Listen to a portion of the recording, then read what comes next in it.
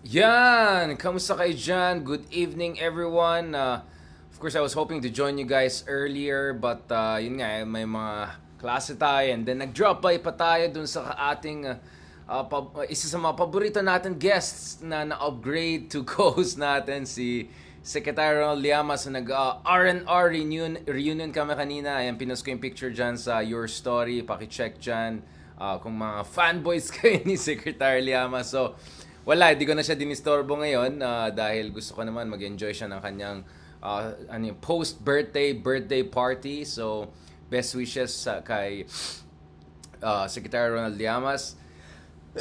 Tuloy. Wala na, pagod na. Ito.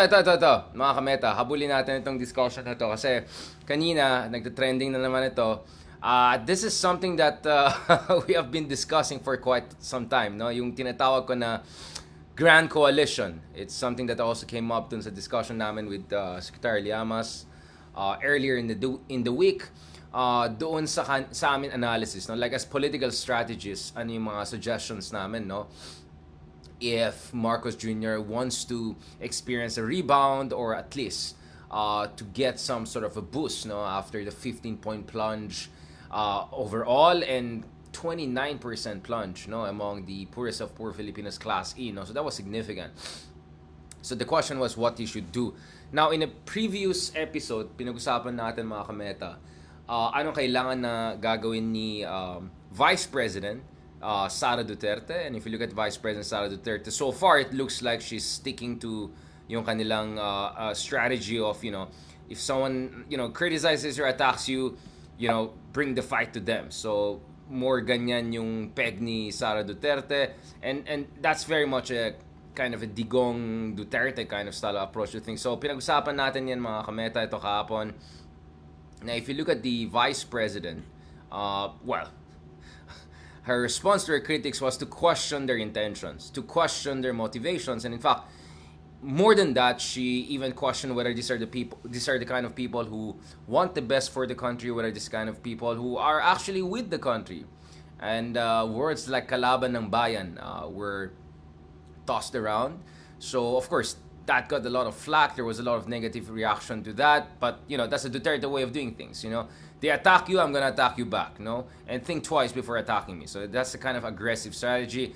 Sa akin naman, I just felt na, well, first of all, problematic yung ganyang response because alam natin na maraming tao na nagka-question dyan sa confidential fund ay hindi dahil gusto nila yung NPA, hindi dahil gusto nila yung gulo sa bansa. Far from, if anything, many people are actually looking at more transparency. Paki-explain. Kasi alam nga naman lahat na lang gawin natin confidential fund. Hindi ka naman Department of National Defense Secretary. Hindi mo naman nakuha yung position na yan, di ba? So people are wondering what's going on. And it's actually not just a confidential fund of Vice President and the DepEd Secretary. It's also confidential fund of a lot of people. Even MMDA, di ba? Bigla may confidential fund, Polar Intelligence Fund. No, so it's more a concern about transparency. It's a concern about good governance. So yes, maybe there are people out there who are just nega and just want to criticize her for whatever reason. But I think the Vice President, it would have been much better for her if she explained it in her own words. Hindi yung USEC niya, hindi yung mga supporters niya online, hindi yung mga taga Davao or whatever. No. Like, she herself, nicely, politely,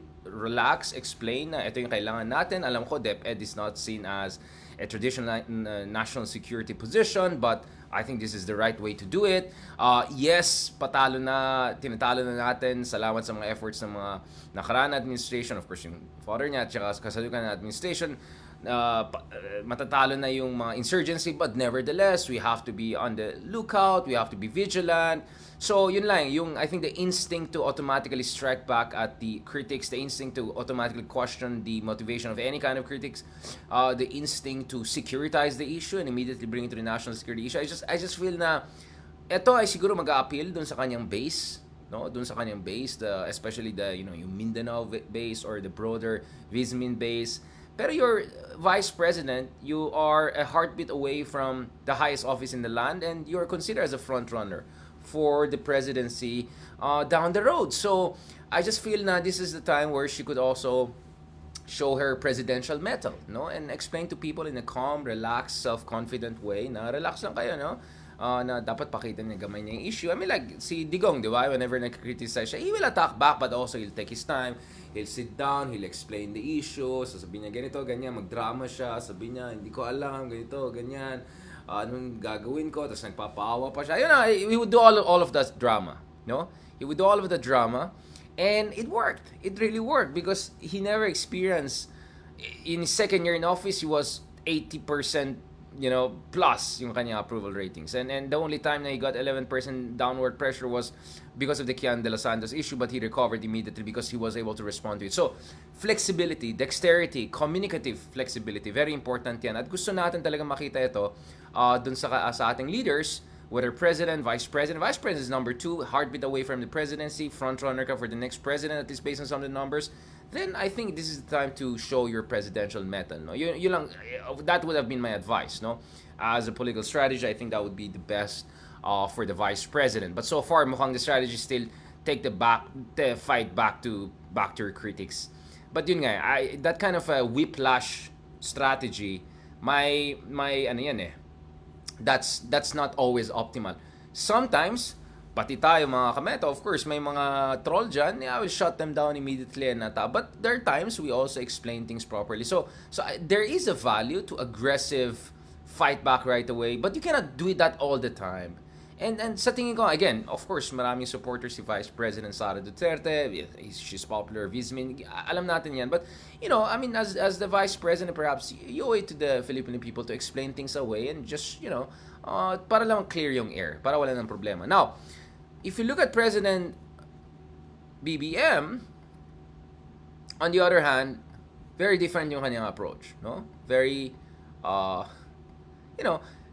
not only is he non-confrontational, he consistently tries to show or display a degree of statesmanship, no? So not only does he avoid cussing around, but also when he's faced with criticisms and all, look at how he responds, no? When when he was asked about bakit bumaba ng ganong kalaki, double digit din yung kanyang approval rating, sabi niya, perfectly understandable. Expected yan to a certain degree. Sinabi niya nga, people are hurting. Naiintindihan ko dahil people are hurting because mataas pa rin yung presyo ng bigas despite our best efforts. So here you can see, the president is really projecting leadership by humbly accepting, yung shortcomings niya or kakulangan niya or yung failures ng kanyang administration to deal with the issue despite his best efforts. Price cap, yung efforts to provide subsidized rice, efforts to negotiate better deals with Vietnam and other countries, despite all of those things. Diba? Ito yung sinabi ni President. No? It's not surprising. People are having a hard time. It's a different story when you talk about rice. It's different from anything else, any other agricultural product. No? So immediately, tinanggap niya na mukhang ang source of discontent talaga ay yung presyo ng mga basic na bilihin. So again, you don't have a president who lashes out, who questions Pulse Asia, who attacks the surveys, who makes fun of his opponents, calls them kalaban of this. No. He doesn't do that. He just says, naintindihan ko. I completely understand it, and that's why we're working very hard to make sure that this, yung kanya approval rating, ay recover again. Not because of the survey. That's not important to me. What's important to me is that we make sure that people have enough to eat and that is affordable to them. So in short, ang sinasabi niya dito is, we take the surveys as a kind of a barometer of public opinion and as a transmission belt for the sentiments of the Filipino people. So I cannot blame the people. They are really suffering. So my recognition, my acknowledgement of problem, of suffering. That's why we're doing all of the things to try and maintain the price at the level that is affordable for the Filipino people. No, so again, you can see immediately how different is the response of Marcos Jr.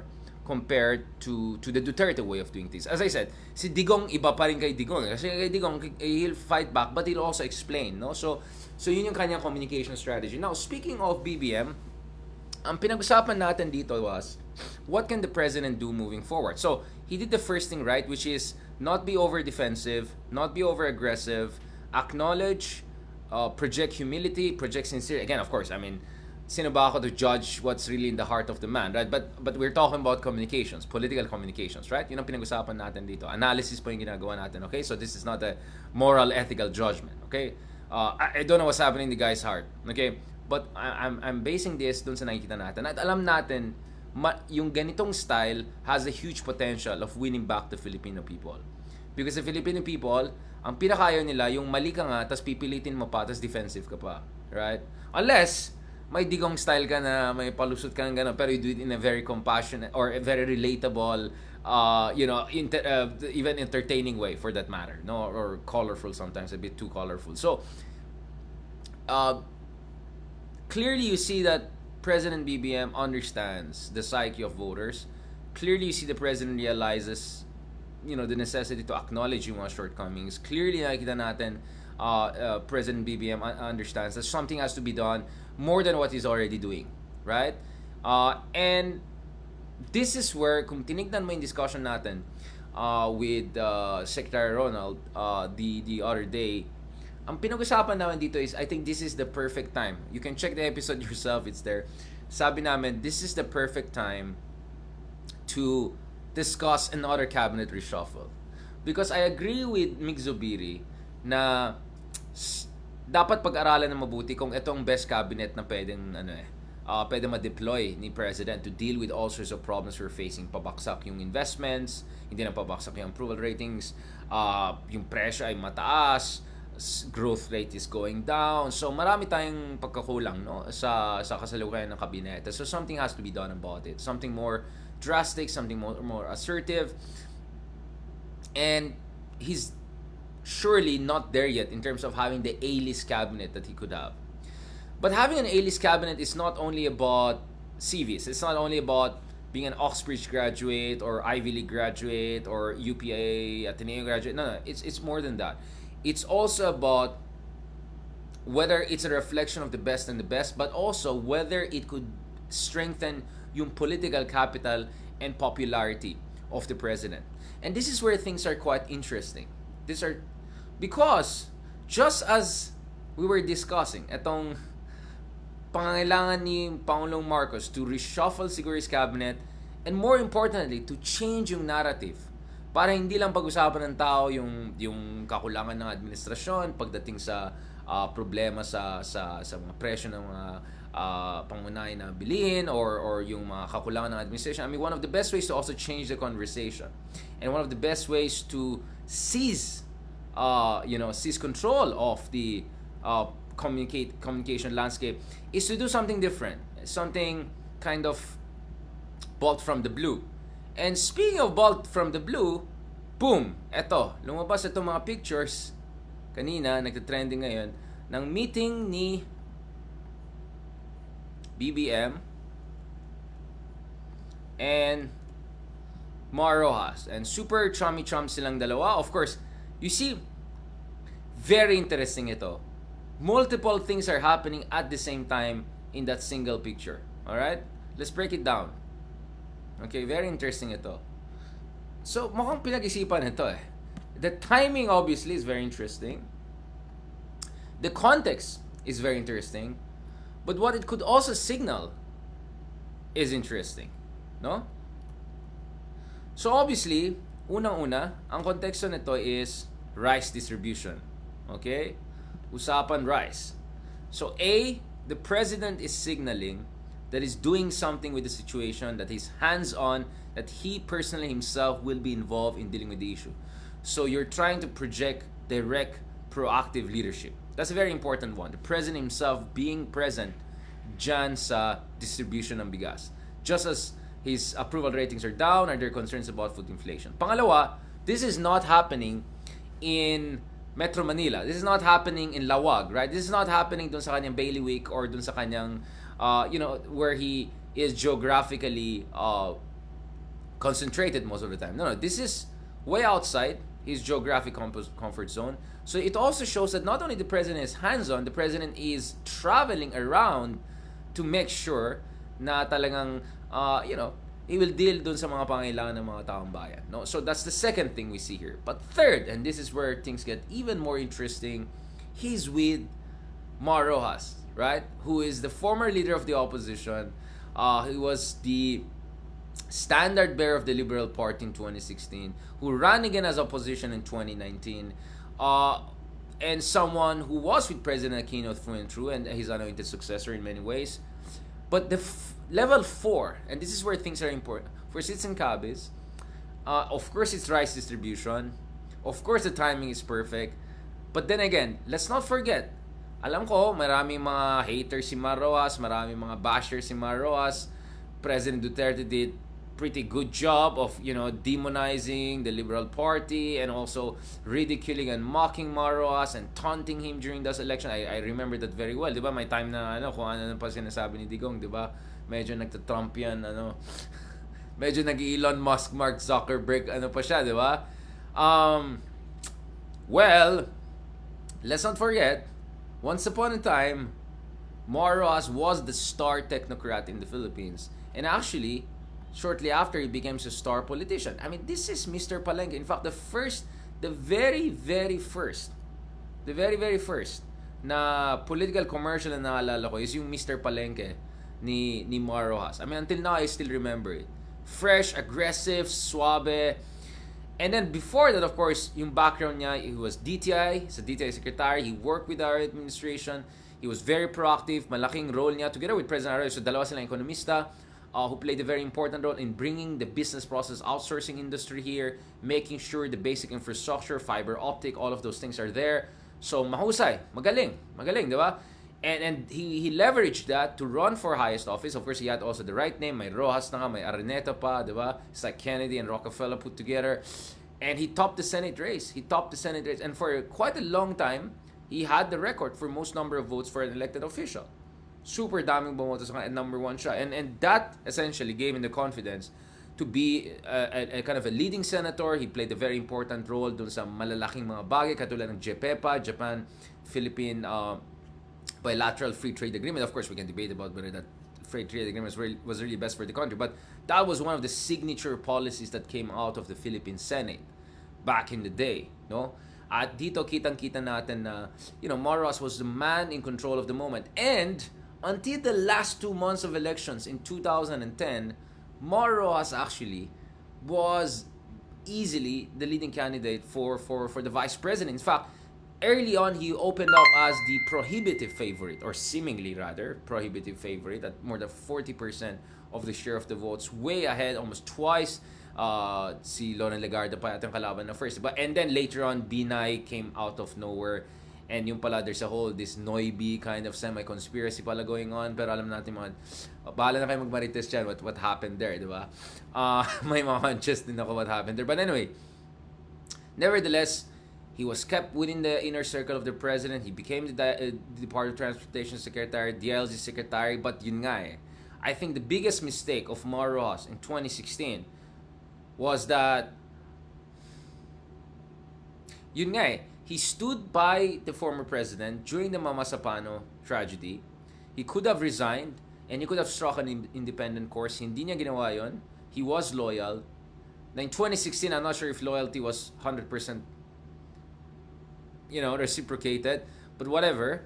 I don't want to talk about the graceful situation also, but Philippine politics being Philippine politics. But the thing is, I think the biggest mistake in 2016 for Marroas was that first, I think his team was not paying enough attention to Digong, who was coming from behind. If you look at my interviews, August pa lang yata or September, something like that, with sila Tito Boy Abunda, hindi Tito Boy Soto, Tito Boy Abunda.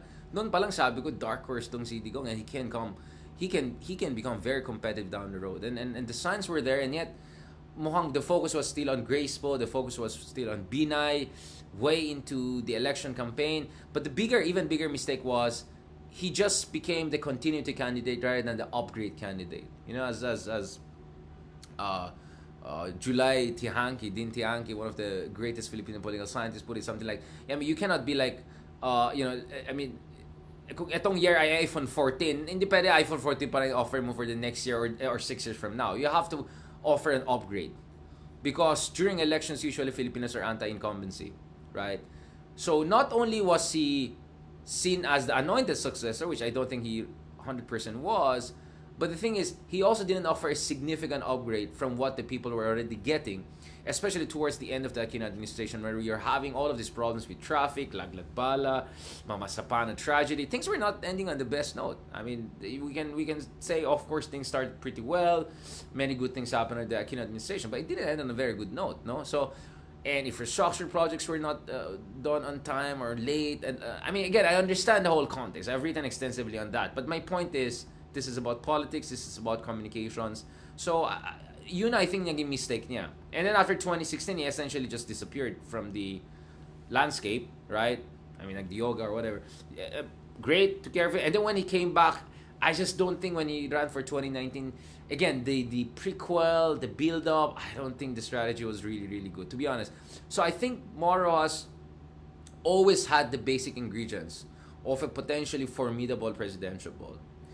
But I just don't think he had the good communication strategy once he started to run for the highest offices.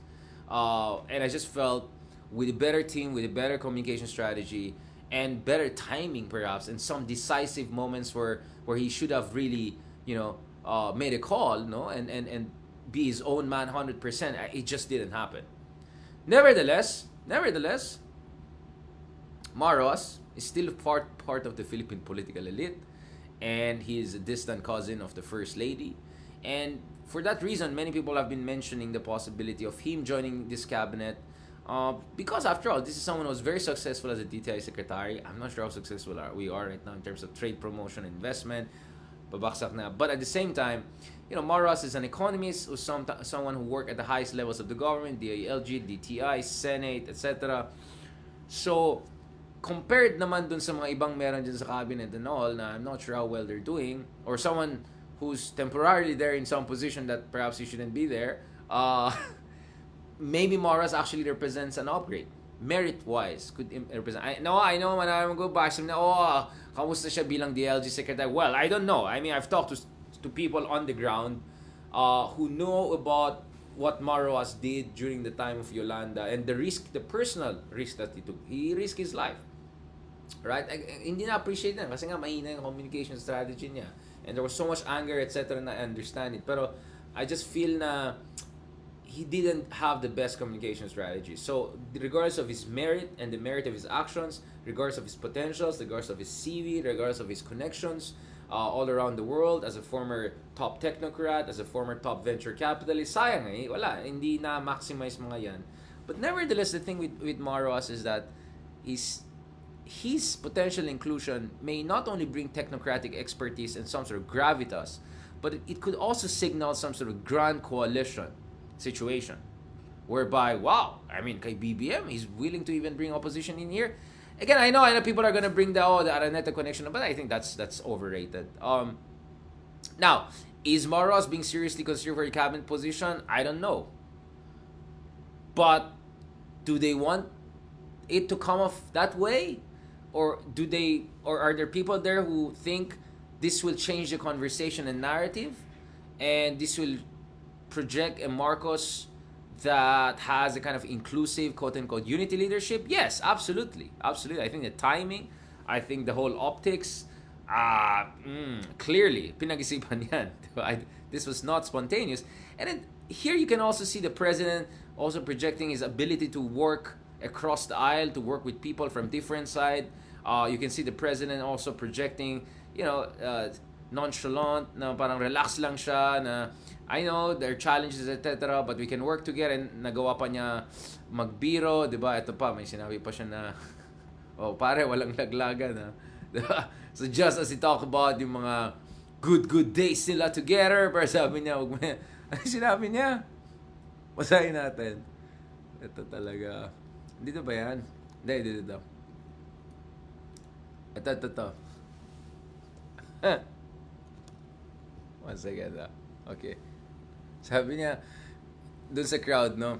Well, he called Marcos his longtime friend.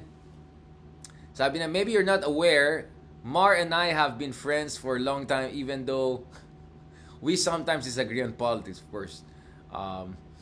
Sabi niya, we spend a long time together in New York, and hope that while he's here, he doesn't talk about what happened anymore to us when we were in New York, because we were still bachelors and we had many adventures together, quote-unquote adventures. That's why I'm happy I haven't talked to him in a long time, and it's good we have a chance to talk here in Cabis. All right. So Ross is of course second cousin of First Lady Liza Araneta. Marcos not it's second cousin. Medyo malaya actually, not as. Now, of course, in the event, you saw the 25 kilogram bags of rice distributed by the president to the beneficiaries of Pantawid Pamilyang Pilipino Program for Peace, which, by the way, comes from the Aquino administration. And by the way, its roots goes back all the way to the Arroyo administration. So here, a lot of things are happening. A lot of things are happening. Very interesting. Now, ano lang, advice ko na kay President BBM, ay nako, marami ko nakausap ng mga diplomats. Sabi nila, ganito ka daw, parating, you talk about your younger days and, fill in the gaps. So, relax ka lang, sir, baka mamaya nag-overshare ka. Kasi mga marites sa akin ng mga ibang top diplomats, Na kung si BBM kausap niya, oh yeah, well, I was in this country, I was in your country, ay nako. Ingat lang, boss. Alright, sir. Okay. No, so, again, suabe, relax, diba? Suabe, relax. Okay, bumaba yung ratings ko, pero hindi ko kaya ataking, hindi ako maging defensive, hindi ako relax lang, chill lang. Kausapin natin, opposition, what we can get out of this. So, we don't know for sure if Maros, kasi the problem naman is, mukhang si Maros is still considering. Hindi, if he really wanted political retirement, he would have been out of con or whatever, or I don't know, make his own angat buhay version, like Lenny. Kasi kay Lenny parang kita ko talaga na gusto niya talaga mag-step back and go back into civil society and all of that. And in retrospect, I think that was great because it gave way for Riza Ontiveros and others to assume the mantle of leadership as they should have. With Mar, I'm not sure he really wants to retire, right? Akala natin retire siya, biglang tumakbo ng 2018. Hindi kumana masyado. Pero ngayon, nagpaparinig yung iba na baka pwede siya tumakbo sa 2025 and he's kind of within the range if ever he runs. So, yun din yung concern natin, di ba, kay Kiko Pangilinan. I mean, imagine how interesting situation would have been. Again, we can debate about whether this would be effective in terms of dealing dun sa mga problema natin because in fairness naman, there are some external factors that explain bakit ganito yung situation natin when it comes to rise, sa inflation, sa economy. So, I'm not sure if you change the cabinet secretaries immediately, that's going to be better. It might take 6 months, it might take 6 years, it might take forever. But, I think it would have been very interesting. If Kiko Pangilinan, Maros, they were part of the cabinet, that would have been something really outside the box, really crazy. And this brings me to the last part of our discussion because my point naman is, if you keep on doing this teaser trailer thing, and then nothing happens, then actually it could leave a bad taste. Because on one hand, it looks like parang ginagamit lang si Maros pang lang. Diba? And if you're Maros, you're gonna feel bad kung, I mean, I don't know, or maybe politicians just wanna be in the news, whatever. I don't know. Pero, yung parang gamitan ka lang para lang just to get the rumor mill going and then di ka naman i-offer talaga. I'm not sure that's good. And the other thing is that you cannot keep on doing the same thing. You get what I'm saying. I almost said something on PC, but you can guess what I was about to say. You cannot do that, and then you wait too late, and wala na, wag ganon, magiging cheap na yan, masyado ng cheap na yan. So, my nice advice would be, if you're really seriously considering a grand coalition or something outside the box, then, go for it. Now, it's very possible that this is, as Kit Tatad Bayan nagsabi, this may be also a trial balloon. Now, just to gauge the reaction. Siguro may mga analytics sila na would Maro has inclusion help in terms of communications, would help in terms of approval ratings, or, well, perhaps for President Marcos Jr. would really help in terms of dealing with the problems we're facing in inflation, agriculture, etc. For me, both DA and DTI, I'll be fine if Maros takes over any of them. Right? I think swak sa kanya expertise, and I think it's also good for BBM because he has one degree of separation from any kind of direct criticism pagdating sa food security, pagdating sa bigas, pagdating sa mga ganitong problema. So, interesting. But, again, my advice is don't overdo it. And as we get closer and closer to the 2025 elections, ito yung mga papitik-pitik na yan, mawawala ng kredibilidad na yan because, although as I said, unless there's the angle of someone also not bothering being used this way because that at least puts him in the conversation. And if ever he wants to run for the Senate, that might be a good thing, right? That's possible. That angle is possible. I'm just saying, wag niyo na i-overdo yan. Diba? Wag niyo na i-overdo yan. And, ay nako, naging masyadong mamaritas tong, natin, politika natin. Ayoko nang ganun. Masyado na siyang maritas. Kasi I feel bad because, sorry na lang dun sa DFA secretary. Because honestly, I had multiple people, including an ambassador, was telling me na paalis na yung foreign secretary natin, etc. And even the name of MARCOS came up. So, I even connected him potentially DFA, no? And yet, nothing has changed. So, hindi ko alam, is this a communication style, strategy? Is this a trial balloon thing? Tapos hindi nila nakuha yung reaction sa mga may na lang. But you cannot keep on doing that. At some point, President Marcos Jr. has to make the big decision.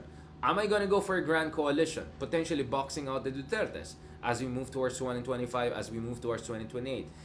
Is he gonna really go for people with gravitas, who have their own personality, or not just yes men, or not just some technocrat, nameless people, whatever, or, you know what I'm saying? Is he willing to bring in someone from the opposition? Is he really looking at the merit of these people, the expertise they could bring, and whether bringing someone like MARCOS, etc., could help with investors, because MARCOS had a decent relationship with the investment communities, and he was quite highly rated by the investment community back in the day. So, I don't know, I'm just saying, interesting but don't overdo it, maging chipang na yan. Yun lang. Huwag natin i-chipang yan. Alright. Okay. Now, don't worry, later on, balikan natin itong mga conversations natin because kahapon medyo na-drain ako. I hope people understand. Like going on vlogs and going ganyan drama, it's energy consuming, and usually our anong oras yung mga ginagawa, 10, 11 p.m. So kagabi I was just so tired. I was exhausted. I just hope people appreciate what we're doing here, okay? We're not just having fun here and clowning around, but sometimes of course but this is serious. All right? This is serious. Mga kameta, mga case, no? This is serious. Ang pinag-usapan po natin yung politika natin sa Pilipinas. And what ganito na lang. Hindi ito drama, no? But ganito na lang. Some people don't seem to appreciate how difficult it is to engage in in-depth, objective, as humanly possible discussion about Philippine politics, and at the same time keeping it interesting. And at the same time doing it every day. Right? Almost. Minus Sabbath and all. It's not easy. Alright? It's not easy. So yung may mga tao dyan na feeling nila, alam nila how to do this better, well, please do what make 1,000-2,000 vlogs, right? While writing 1,000 to 2,000 articles for serious global publications and all, then come back to me. Because it's not easy. Mahirap talaga siya. Because 80% of our politics is not happy, right? A lot of it is actually even scary. Alright? Medyo nakakatakot minsan yung topic. I mean, hindi naman tayo natin, minsan nakakatakot pa yung mga topics. So, if you don't have some sense of humor, some sense of flexibility, etc., how are you going to sustain it? How are you going to sustain people's attention? In an era where everyone wants to watch just some stupid TikTok, whatever, 20 seconds, and no offense. I mean, TikTok is great, I use it too, but you know what I mean, right? In an era of super attention short span, in an era that people don't want bad news anymore, they're sick and tired, they're switching out of politics, etc. I hope na-appreciate ng mga ibang tao dyan na mahirap gawin ito. Yung serious, multi-dimensional, multi-angle, not to mention the research that goes into it, the preparation that goes into it, the bashing that comes in. Pero thank God, napansin ko kung palaban ka, people will fight for you because people believe in what you do and people know that you also believe in what you're doing, right? Na hindi ka lang nagpapakil. So, I feel super, super grateful. Now, we have a lot of people supporting us through and through. Kaya nga medyo kawawa yung mga trolls dito. Even sa YouTube, kawawa rin sila sa atin. And Twitter, I'm sorry, don't even try. I-demolish kita if you say something, really worth demolishing, right? No, I'm just kidding. No, my point is, hindi ito madali, alright? So it looks like I'm just relaxing while I'm, long day, a lot of talks and lectures and all writing. But it's not easy, okay? It's not easy, mga kameta. And sometimes, we talk about something serious, like industrial policy, which, by the way, did the best dun sa Spotify natin over the past month. I'm super happy about that. It was a serious discussion. history of industrial policy in the Philippines. And good news, mamaya ulit, with Dr. Lisandro Claudi, ituloy namin yung discussion na yan based on the latest things happening abroad and here. Because the other week, interesting, both Biden and Trump were involved in one way or another, or openly supportive of the auto workers strike dyan sa United States. So that's unprecedented. You never had an American president joining yung mga protesta or mga strike, workers strike, no? Especially for auto workers industry. And Trump was also there in town, or at least more or less in town, talking about their rights. And so industrial policy, mga kameta, is back. Our neighbors are building their manufacturing capacity.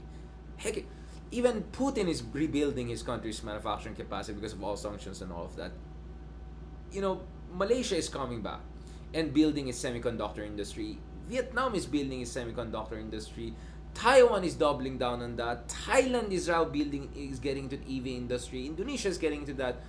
So this is quite a technical issue. It's difficult, especially if you're Pinoy, because you're excited when you talk about other countries, and then you talk about Philippines, you're not sure what's going on. So, pag-usapan namin ulit yan later on. We'll go back to this. We'll put it in the context. We'll look at what else, what are the other angles we can talk about.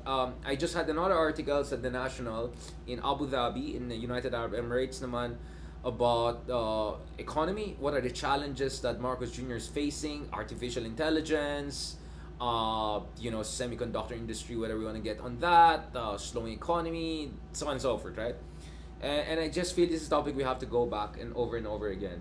So, yun nga yung problema eh. On one hand, sometimes, nakakadismaya yung politika natin or purong mga kalokohan lang.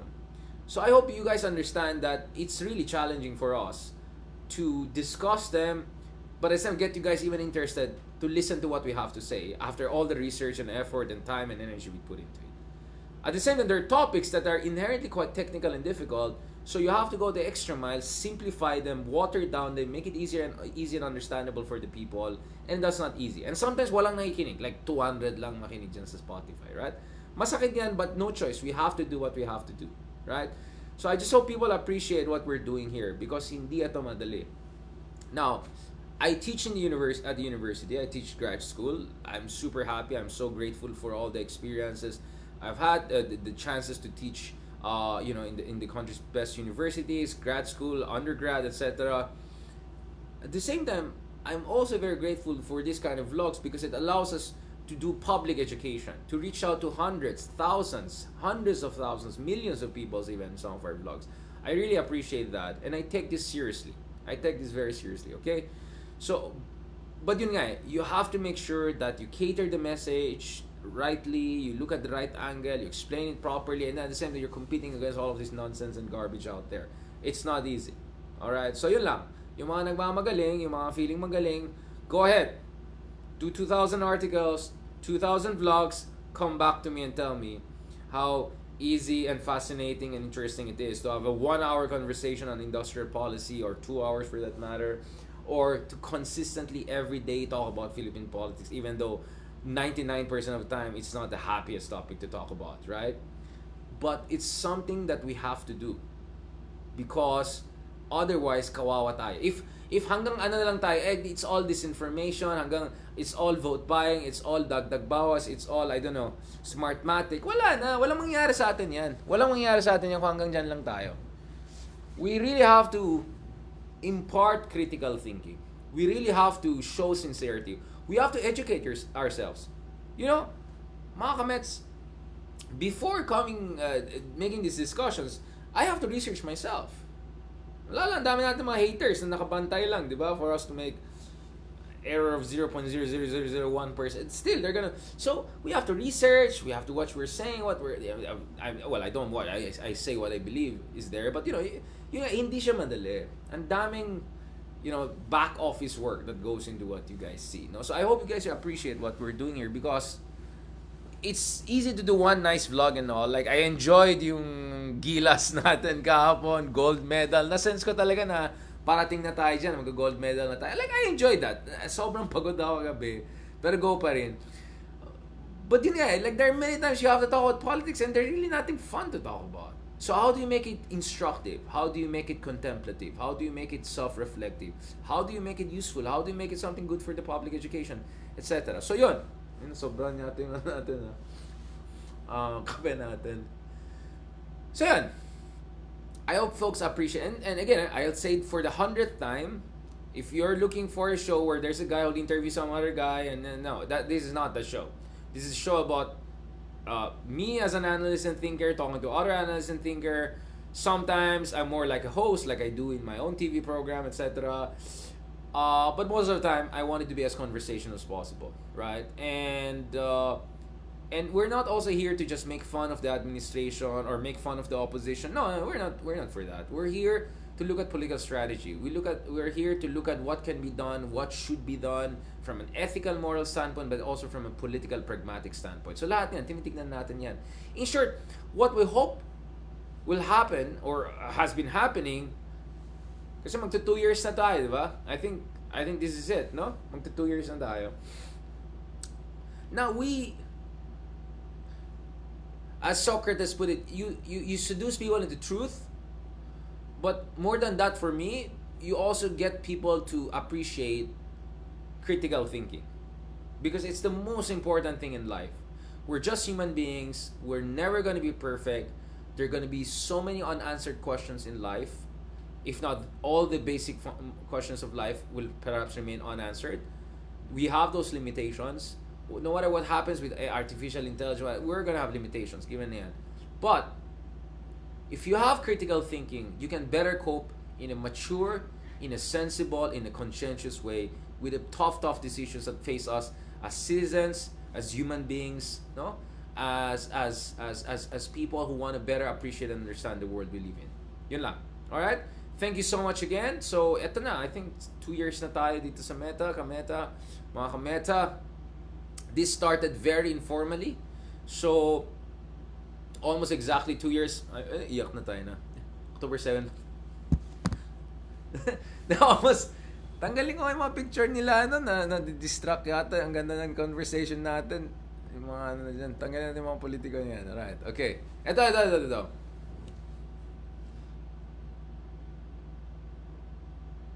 So 2 years ago, I think this was the time when Lenny had just out of nowhere biglang siya. She went for it, right? She went for the presidency, and that was that whole pink day and all of that. And like, I think more or less that was the first day. I mean, legit way, we did a vlog, like holding it here, looking like ridiculous, pangit ng mukha, pangit ng skin, pangit lahat. And then walang preparation, but just go for it. Go it for the moment. Go spontaneous from the heart. Boom. And wow, I mean, one of the most amazing things in my life happened. There was just an explosion of responses from people. Hindi lang yung mga heart emoji, no, which I love, of course. I appreciate. Like, human being lang tayo, is good. But no, it's the engagement. It's parang I felt vindicated, because I always believed na people deserve high quality public discourse, policy discourse. You just have to make it interesting enough. And if you make it interesting enough, people will respond. So don't dumb it down, don't water it down, just explain it properly, nicely, and people will appreciate it. And I think first vlog proper natin, naka 300,000 views or something like that. Crazy. I didn't expect that. I mean, like, wow, that was insane, right? And like thousands of comments, etc. 90% positive, and then like may mga weird dyan, but good vibes, super good vibes. So like that for me is one of the happiest moments, no? Considering the past 6, 7, 8 years politically has not been the most encouraging, right? So I'm very grateful for the level of response, but the level of response came because I had the audacity to put the camera in front of me live, whatever. I'm sure people could make fun of, I mean, not every, we don't have a perfect whatever, and I was ready for that. Go ahead, make fun of whatever. Sige, tsakaan nyo ako, sige, ano nyo ako. But alam nyo naman, diba? I mean, go ahead and try, okay? I'll take care of that. Yan na naman tayo, nilaglag ko naman sarili ko eh. Diba, you know what I'm saying, right? You know what I'm saying? Tapos, nakahawak pa. Wala pa akong ano dyan eh. Wala pa akong ano nun. Wala pa tayong ano eh. Tawag doon? Holder. Wala pa tayong holder. Ay, parang barel na. Wala pa tayong holder nun. Hindi ko alam yung mga OBS. Wala talagang bare bones talaga. Talagang wala talaga. Nakahawak. Tapos yung kamay ko masakit na after 30-35 minutes. Pero the adrenaline rush, the responses of people, is fascinating. It's a kind of feeling that I think everyone deserves, right? If you take your chances and by some reason you do even better than you expected, and you're doing it for the right cause, you're doing it for the right reason, you're doing it from the heart, it's a great feeling. Great feeling when you see that reciprocated. Because, mga kamet, I'll be absolutely honest about this. Nandiyan pa ba kayo? Baka kausap ko lang sarili ko. Sinicheck ko lang. Baka naman na, alam mo yung mga matatanda na talking on their own na. So, no, I mean,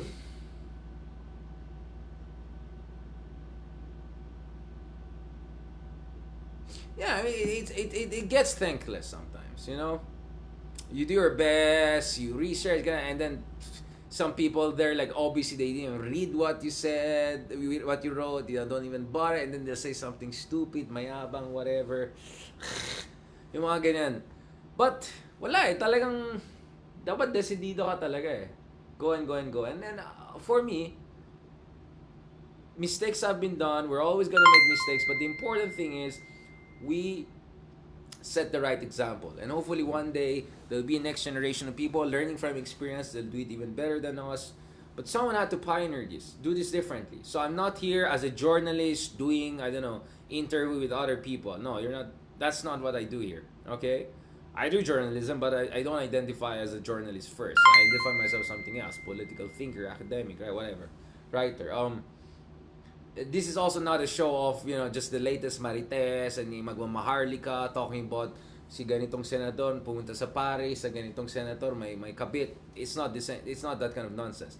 More importantly, it's not the nonsense of kulto fanaticism and todo defense dun sa isang politiko. All right? I got so much bashing over the past 6 months or so, not from DDS people, not even from people, but I got so much bashing from people in the opposition who were not happy with the things I said, except I was right. I was absolutely right about those things. Everything I was saying last year, ngayon, nagiging biglang realization ng iba dyan, diba? I'm sorry, I've been saying these things. I said, we have to go beyond voter blaming. We have to be constructive. We have to understand the root of the problem. I even wrote a journal article about it. Everything explained. Ni-research namin yan. Sa daming bashing, etc., tuloy-tuloy pa rin tayo. And then I got to know some people na I thought are good people, ano pa tayo. You know, they were like mocking us or whatever. Like, get out of here, man. I mean, seriously. Once people grow the you know, cojones, and at the same time have the lucidity of thought, the analytic acumen, and get it out and publish it in the best political journals, in the best publications, then you come to me. All right? Let me be very clear about that. Kasi yun ang ayoko eh, you know? If you don't have the courage, moral, intellectual courage, don't take it against other people. Now, yes, sometimes I'm a bit harsh, sometimes I say that, but yun lang. You know, keep things, yun lang. Okay? So yun, you know, this is me. This is the real me. Okay? I mean, like, we can have fun, we can have conversations, we can have Gilas Pilipinas, we can have that. But this is really the Richard, right? Who's behind, this is the energy behind everything we're doing here. Not just vlogging, writing, you know. Guys, you have any idea how difficult writing books is? It's super difficult. It takes you years to write it. You have to keep on going back. You have to do revisions. Imagine writing 200,000 words. And sometimes it's brought down to 100,000 words. Imagine having references 50 pages, 40 pages. Like, it's not easy. It's not easy, mga kameta. While doing vlogging, while doing journalism, while doing punditry and all of that. So, yun lang.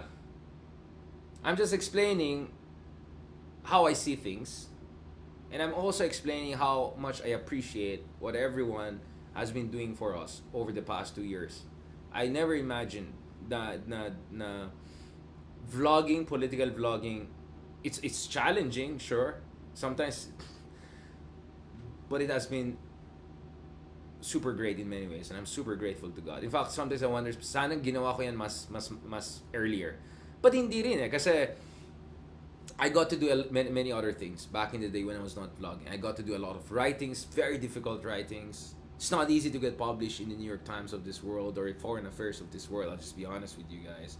And at the intensity, volume, and all of that, with everything going on during the gone time, it's not easy to write books, etc. So I don't think I would have been able to do all of those things if I were just vlogging also at the same time. So I still had to build my foundations, no, and read the books, the 1,000-page, 2,000-page books that I read back in the day, and I continue to try to read them. No, I mean like yung latest 1,000-page book ko, isa or dalawa. Yung isa yata yung the Dawn of Everything, at saka yung Silk Roads is almost like 700 words, 700 pages or something, 1,000 pages. Sorry, 700 pages. Anyway.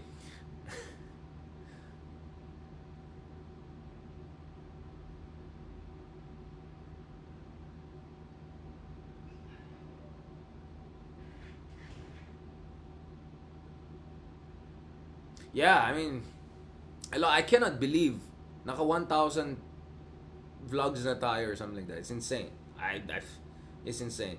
And sometimes I wonder where we got all that energy to do 3 lives in a day. Then again, it comes from you guys. So super thank you. Maraming salamat. Don't worry, as soon as because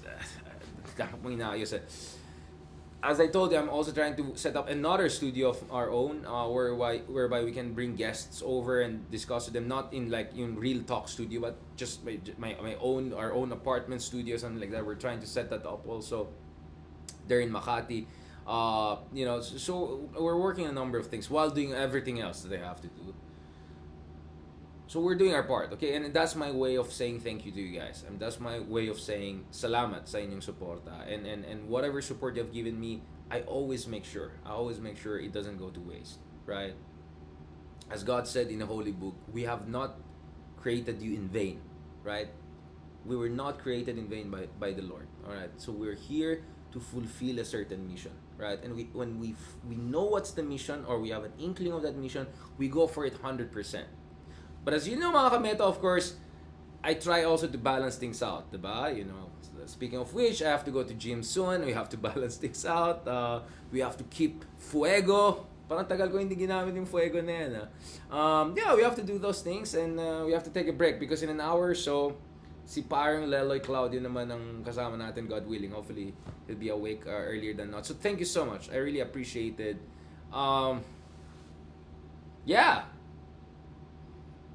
Ano pa?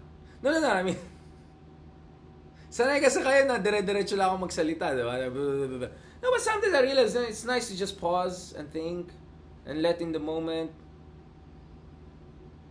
And para lang makita ng tao na hindi lang ako nagsasalita, just to push away any possible second thoughts and self-doubt. No. Yeah. And I'm hoping to also launch a separate style of kind of vlogging, kind of more lecture-ish, like sit down, like kind of a professorial style, sit down, and kind of a mini lecture, mini masterclass style, just straight 45 minutes, boom.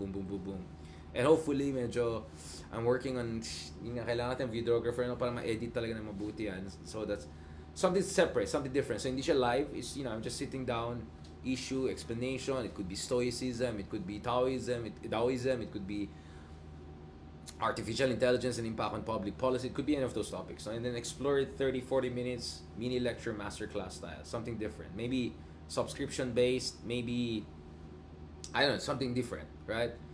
So yon, I appreciate it. Thank you. I mean, I hope that you folks, especially yung mga returnees, yung mga recurring supporters natin, I hope na appreciate nyo nangyari din dito. And I hope you feel the energy. Because I think at the end of the day, it's all about energy, right? Hindi lang good vibes, but this passionate vibe. This feeling that you're part of something bigger than yourself. Something bigger than that, just these elections or this personality or this issue, right? And I'm very happy na we did a live right after Philippines won gold medal for the first time in 61 years. I mean, that moment is not gonna come back. Yeah, you're not gonna have those kinds of moments every day, right? So I'm also happy for having the audacity, for having the kapalmoks, diba? To like, naka muscle shirt pa tayo, no? Like, oh my goodness, right? You don't do that every day. Pero, I mean, I'm a football guy. So, I do wear yung mga football shirt and often. Pero, once in a while, basketball. That was fun. I really enjoyed that. Yun lang, sobrang pagod talaga ako kagabi. Kasi right after, nag-usap pa kami ni Mark Gambo doon naman sa Project Pilipinas namin just to make sure it's still there. And we had a fantastic discussion about PBA, etc. na nandun sa baba. Please watch it. Magaling talaga yan si Mark pagdating sa mga issue ng mga basketball especially. No? So I learned a lot from that. So kahit 1 a.m. na, pagod na ako, go pa rin. No? So I really appreciate this. Thank you very much. Let me just say thank you sa lahat mga sumusuporta sa atin. Sorry medyo napadrama tayo. O buti nga hindi niyo ako tinulugan. Okay. Yan, sabi ni Critical Thinker. The awakening of Asia's real giant. Sino? India? Ay, hindi.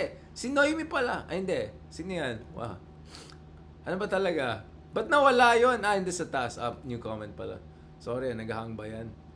Ayan na, sa kakadaldal natin, nag-off na yung laptop ko. Si Noemi Tabla, I think I've been talking like 4 hours na today. Kanina 3 hours lecture. Ayan. Ito. Uy, Manya, huwag mo na naman lagay yung dilawan dyan. Baka maano ka. Baka auto ka na. Thank you. Salamat kay Annabelle Gamora. Salamat kay Manny. Salamat kay Mendy. Uy, na-touch talaga ako dun sa Team Manila shirt First official semi-sponsors. They just asked to send me a copy. They were super kind. They didn't ask anything in exchange, but I was more than happy to say na ang ganda ng shirt. Maraming salamat sa super salamat sa Team Manila. Alam niyo naman, may soft spot talaga ako kay Rizal.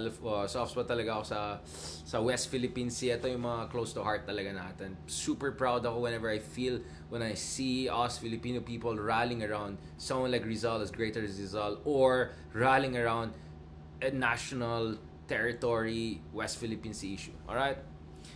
Salamat kay Noemi Tablare, kay Medi Foster Loza,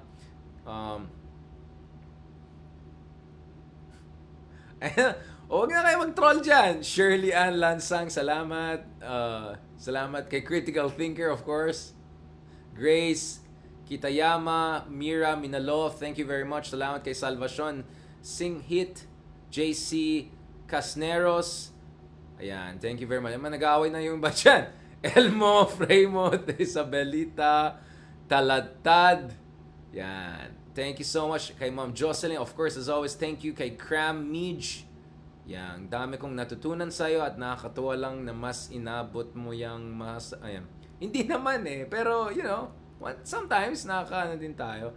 And happy anniversary sabi ni JC Cisneros. Yes, happy anniversary din po sa inyo. Maraming salamat. Thank you very much sa lahat ng mga sumusuporta sa atin dyan sa YouTube. Dito naman sa kabila, thank you kay Jojo E. Chavez. Totoo ba? Correct ba yan? Salamat po. Maraming salamat. James Santos. Yes, sir. Yan. Namagis sa mga I want to hear you talk more. Yeah. Oh, yeah. Kailangan din kasi natin ng lecture properly. Hindi iba dapat yung lecture talaga. Dapat may graphics, may ganun. Explainers talaga. Pero lecture type. Hindi lang explainer na pa-cute. Talaga lecture type.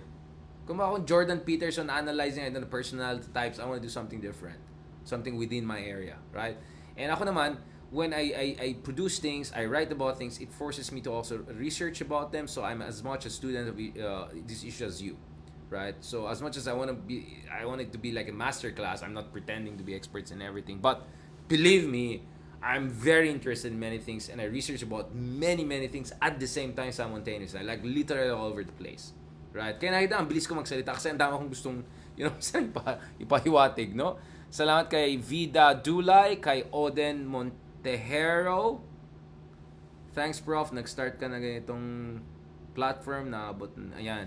Yun nga hindi ko masabi na medyo masa. Hindi pa Feeling ko kulang pa. Pero marami naman tayong mga kababayan na galing abroad. May mga kababayan tayo na quote-unquote simpleng mamayan na yung pala nanonood sila sa atin o yung mga sila kuya, ganun. Yeah. I mean, yun lang, kailangan ko lang mag-improve. Hindi lang yung konyo natin Tagalog, pero kailangan din natin improve yung conversation natin in sense na sana more relatable, more interesting, hindi the digong way of interesting, but you know what I'm saying, something that keeps people going, keeps people interested. Ayan, sabi ni Elliot, Delawan Unity. Ayan naman tayo. Ayan, kay Ma'am Jocelyn again, thank you so much also dito. Kay Mr. Suave, pangit daw ng audio. Hindi pangit yung ano nyo. Pangit yung ano mo, rinig mo. Yung mami ko bully ganun. Pag ganun, pangit yung rinig mo, ganun. Maraming salamat din kay Ma'am Victoria Baltazar. Thank you so much for all support. Also kay Mirmidons Gaming. Isa pa yan, Ancient Giants are back! Pilipinas! Salamat kay Papa Ocho. Maribel Javier. Salamat. Joining us from Calgary, Canada. Kay Mojo Jojo. Yan, galit din si Mojo Jojo. Saha and Dingwid. Ayaw mo host ng ano? Ano yun? Ay, never mind. Si Maclean Christopher. Okay. Ayan, ito si Boy Kigol. Gigil na gigil, ang daming sinasabi. Dami mong emoji, pare. Relax ka lang. Nakikita ko pa rin kahit isa lang emoji mo, makikita ko. You don't need to put 15 emoji na, no? Alright. Maraming salamat, mga kametas. Stay tuned in an hour or so, hopefully, God willing, tuloy natin discussion. Let's go back to serious stuff. Alright? Medyo, academic to academic talk kulitan. Alright? On that note, thank you very much and God bless. Talk to you soon.